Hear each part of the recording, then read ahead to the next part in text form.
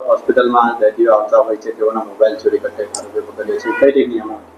છેલ્લા ઘણા સમયથી ધરમપુર સ્ટેટ હોસ્પિટલ અને વલસાડ સિટી સિવિલ હોસ્પિટલમાંથી મોબાઈલ ચોરીની કમ્પ્લેનો અમને મળેલી હતી. ઘણા બધા કિસ્સામાં જે લોકો છે પોતાના દર્દીઓ પેશન્ટ છે એને એડમિટ કરવા માટે આવેલા હોય છે, એમના સગાવાલાઓ મુવમેન્ટ થતી હોય છે, કેન્ટીનમાં જતા હોય છે, એક્સરે માટે જતા હોય, સોનોગ્રાફી માટે જતા હોય, પેશન્ટના બેડ પાસે એમના વિઝિટર બેઠેલા હોય. તો એવા કિસ્સાઓમાં ઘણા બધા મોબાઈલની ચોરીની કમ્પ્લેન્ટ્સ વલસાડ સિવિલ હોસ્પિટલ અને સ્ટેટ હોસ્પિટલ ધરમપુરથી અમને મળેલી હતી.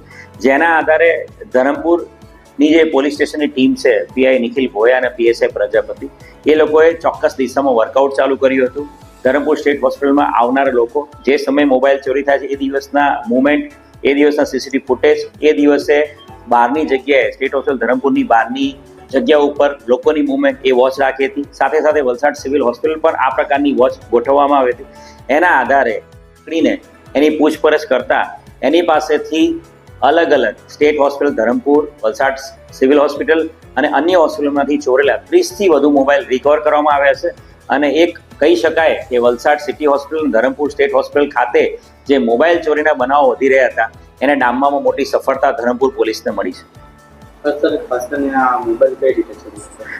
આ વ્યક્તિ જે છે એ હોસ્પિટલમાં રેગ્યુલરલી મુવમેન્ટ કરતો હતો. હોસ્પિટલમાં અલગ અલગ વોર્ડ્સમાં અલગ અલગ જગ્યાએ જ્યાં બહારની તરફ પેશન્ટના સગાવાલા બેઠા હોય, ઘણા બધા કિસ્સામાં પેશન્ટના સગાવાલા એકથી વધુ હોય તો એ બહાર ગ્રાઉન્ડ ઉપર પેશન્ટના સગા પાથરડો પાથરીને કે પછી સૂતા હોય છે. એ વખતે આ મોબાઈલ ચોરીને અંજામ આપતો હતો અને ટાર્ગેટ કરીને એ મોબાઈલ લઈને ત્યાંથી નાસી જતો હતો અને પછી અમુક દિવસના ગેપ પછી ફરી પાછો આ રીતે એ ટાર્ગેટ કરતો હતો. પરંતુ આ વખતે એ ધરમપુર પોલીસ સ્ટેશનના પોલીસ સ્ટાફના સકંજામાં આવી ગયો છે. આ વખતે આરોપી કઈ રીતે હાથમાં લાગ્યો? આ જે આરોપી છે